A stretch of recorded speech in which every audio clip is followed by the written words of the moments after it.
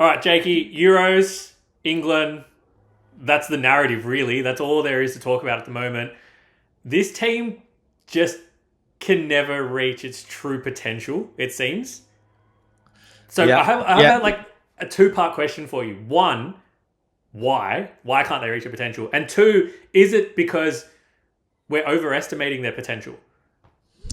well, I think the most frustrating thing for English fans for so long is that the Premier League does so well, and their academies produce so many players, so many that the players that get left out and miss tournaments could almost field a team, that they have this expectation with the squads that they take to these tournaments. And this is going pre the squads under Gareth Southgate. Like, Yep. we know through the 90s, the late 80s, but even particularly for most people in their 20s and 30s now, that the 2000s was arguably one of the strongest years for English's international team for individual players. So the fact that it's like a thing that has been going on for so long across all these squads that they can't break out the knockout stages, they can't get past the group of 16s or quarterfinals, must be blowing people's mind. That we probably all thought though that this England team had broken the mold a little bit because they'd gone and made a European final, they were in a Yep. World Cup semi-final, and it felt like they liked each other again as players. The rivalries in the inner sanctum had kind of gone. So this is a very, very fascinating tournament so far, based off the last two or three major tournaments this England team has been through. I I have one massive question mark around this English team, and that is the role of leadership and who it sits with in this squad. Because for me, as good as Harry Kane is, I've never thought of him as a true leader. Yeah. And when you have a squad like this that is so top heavy in talent in terms of its youth, like your Phil Fodens, your Sakas, they're the guys that are carrying, the heavy weight of this squad, especially creatively and in the final third. Mm. When there's no true leadership on the field, and there's, in my opinion, a lack of leadership as well on the sidelines with Gareth Southgate. I think that the team is kind of just like up sheep creek without a paddle, so to speak. Like, Yeah. they're fighting a near impossible fight. I don't know what your thoughts are on Southgate, but I just think that as a manager, your job is obviously to field the best possible squad and to help them reach their potential, but part of that is to also be the first line of defense for your squad when it comes to the media, and I don't think Southgate does that. If anything, I No. think I think he folds to the media. Damn! There's enough media pressure around. We've got to play Trent in midfield, and so he plays Trent in midfield, and then it's we've got to take Trent out of midfield because it's not working, and so he takes him out of midfield for the third game, and it's kind of like he's almost a puppet in all of this, as opposed to being the leader on the sideline that a young team more than any other team needs. 110%. So this is my only caveat to what I'm about to say, because I agree with everything you say, is that Southgate is very, very lucky, but not lucky because they've earned the right. But technically, this discussion could potentially wash away because they got a better draw coming Oh second. my They're god! playing Slovakia now, right, in the next phase. Yeah, So I think that the back end of the game against Slovenia, they showed some signs of promise. So there is a chance that things could still work for England.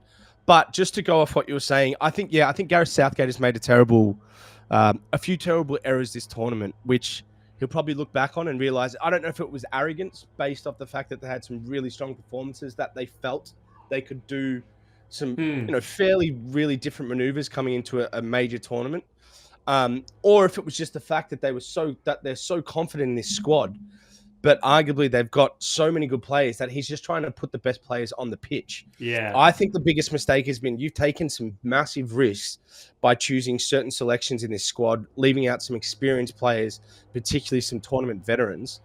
But the problem with doing something like that is then you've got to use the players that you've brought in. The Cole Palmers, the Kobe Mainus, the Adam Whartons, all these kind of guys we probably haven't seen enough of that have justified their selection based off their year's performance. But it's almost like he's avoided trying to use those certain individuals in games. And there probably have been better fits for the positions on the field where Foden's playing out on the left. you could whack Cole Palmer out there. Cole Palmer can play on the right or left. Then you've got Trent Alexander-Arnold playing out of position, which sometimes can work, but as soon as you saw it wasn't, that's a Kobe Mainu slot or an Adam Wharton slot. That's going to really help Declan Rice sort of fulfill his full potential. He plays with Jorginho at Arsenal. Jorginho allows him to make that movement forward. That's when Rice is at his best, not when he's a holder, not when he's sitting and got nails in his feet and he's got to kind of cover the back four. So a Mainu or Wharton would release a Rice, but he hasn't played them. He's gone for an older, bit more experience and a bit more of a risk in regards to satisfying maybe a better individual. Yeah, and exactly, like just building off of what you said there, and he almost, I don't want to say he bows down to players, but he seems to really lack transparency, I think, within that team and that squad. And one thing that will always stick with me, and like, I'm not a Jordan Henderson fan, right, at all, in terms of what he brings to the table. I think he's extremely limited as a player, but he was this English captain, right? He was kind of the on-field leader that you needed for a squad like this. And then I remember when he got stripped of captaincy in favour of Harry Kane, and they asked Jordan Henderson about it at the time when he was still at Liverpool, he said, the thing that hurt the most was that Southgate never called me to tell me it was going to happen. And he never called me to tell me that he was going to drop me from the squad. And that kind of spoke volumes for me, because that kind of cemented what I already thought about Southgate as a manager, and the lack of backbone. Damn! Cutthroat nature. Yeah, you need to honour that. I'm a little shocked at hearing that, actually, because you're obviously on the money. Jordan Henderson's been a former captain of England, so he deserves a phone call at least. That in sport in general, personally, I just never understand that kind of lack of respect that comes from a manager. Yeah. Players never forget that for the rest of their careers. Exactly. But I probably had presumed otherwise. I thought Gareth, the one thing that I'll commend him on, even if he gets sacked after this tournament, is that he revitalized the England camps. They were fun again. They were friendly. Yeah. Chelsea and Arsenal players are sitting on the same table. Man United and Liverpool players, or Arsenal and Tottenham players, are sitting on the same table at dinner, and they're having a laugh. They're rooming together with rival clubs. They're not sort of sanctioned off into those big 4, 5, or 6 clubs, talking to their own teammates like that's what been well publicized from the players in the 2000s. So that's what I thought Gareth had done really well. But hearing that does shock me. And look, the loss to Iceland going into the tournament was a telling sign, wasn't it, in the end? Yeah, it turns out it might actually have been a bigger red flag than what we probably noted it to be. But again, like circling back again, because you look at the current situation and it's bleak, it's been terrible so far, and yet they've been blessed with their path to the finals, potentially, if they go all the way. Like they have avoided France, Spain, Germany, Belgium, Portugal. Like they won't see any of those teams unless they make it to the final, in which case they'll see the one that gets through. Like the fact Mind that you, look, if they can't get past Iceland or Slovenia, then Slovakia's going to be a very tough game anyway. And maybe Portugal right now is an easier game. Portugal, which I look, Turkey threw game 2 with their selections and the way they played. Yeah. So that's been Portugal's only win. So who knows? But yeah, you're right. I don't know. England's got to go back to what they did in the last 30 minutes. Palmer, Kobe Mainu, I expect to see those guys starting, to be honest. Yeah. The way they came in and the game changed and the positivity, it kind of helped certain players flourish. And Cole Palmer, I can't speak more highly of him. Every time he gets the ball, what he did at Chelsea was unbelievable this year. Yeah. I mean, no one expected that. But when he does get the ball, and it was evident in his last sort of 20, 30 minutes, whatever he played, he just tries to diminish a line of play or take out an opposition player with his movement, his footwork. He's so positive in his play. It's someone they've got to just let off the leash now. Like, yeah, couldn't agree more. I think he does need to roll with what is essentially better fits for the system he's trying to play. I guess the downside to that is you shouldn't be working this stuff out in the knockout stages of a European Championship. Yeah. This should have been cemented already, and everyone knows their roles and responsibilities within the squad, and it feels like they're kind of still trying to piece it together as the tournament goes on. So if you had to make a prediction right now, how far does England go in this tournament from here, knowing everything you know in terms of the form that they've played and the path that they have?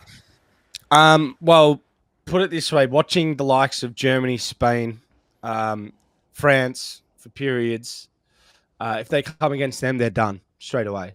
Those teams are miles ahead of England. However, I think England's lucky.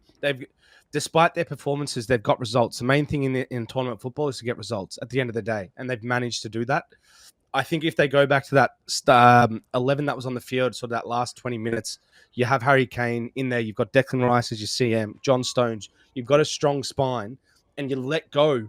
You unleash those youngsters that you've selected and taken to the tournament, the Palmers, the Mainus, the Adam Whartons, whoever it may be. He tried a little bit with Conor Gallagher. It didn't work. But those other players, when they played that 20 or 30 minutes, if they can stick to that, I definitely can see them getting into a quarterfinal.